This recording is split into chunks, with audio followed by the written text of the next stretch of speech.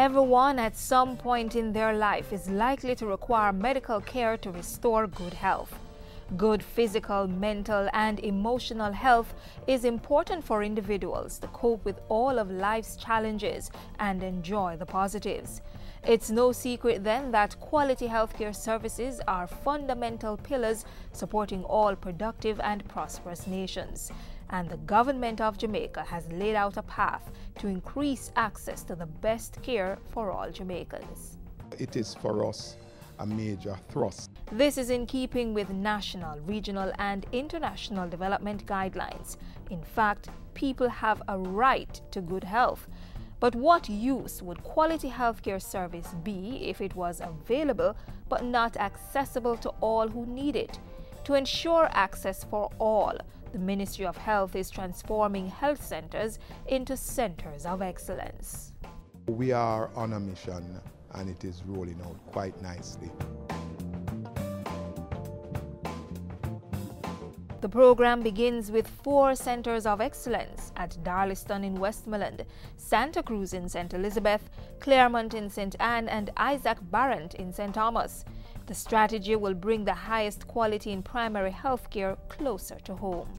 The whole idea is to improve both the diagnostic requirements, improve the physical infrastructure, inclusive of fencing in terms of security and the general aesthetics, while also improving our equipment base. Health centers are usually at the quickest reach for citizens. Making them into centers of excellence creates greater options for persons seeking care. With more services on offer, better equipment, and more advanced systems, persons need not use up hospital resources to get primary care. The costs per person getting service at hospitals versus health centers is far more. The network of health centers, which is over 300 versus 24 hospitals, including the university hospital, that is a broader network. It is in the communities. It allows for community participation. It allows for community ownership of these centers. The fact is, hospitals are designed to focus on secondary care, and a flood of patients seeking primary care at this level not only puts a strain on hospital staff, but also on the financial resources. Transforming health centers into centers of excellence is expected to correct that imbalance. It was one of the strategic decisions to ensure that if you improve primary care, you would ease the pressure on your secondary care institutions such as your hospitals.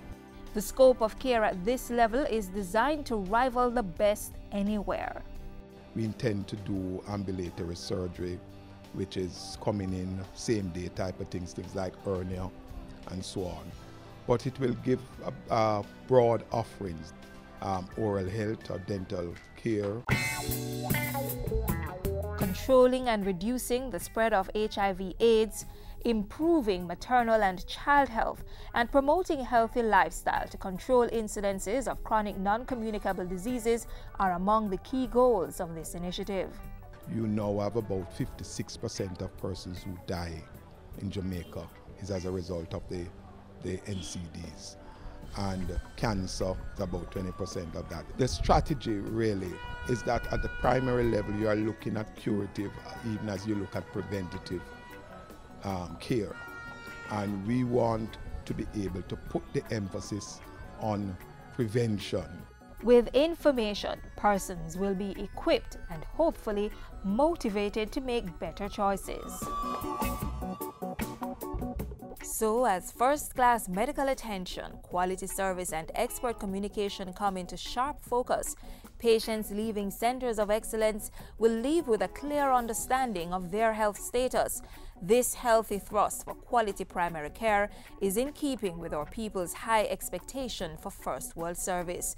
Financed mainly by the National Health Fund, the program is in train to create a new experience in primary health care.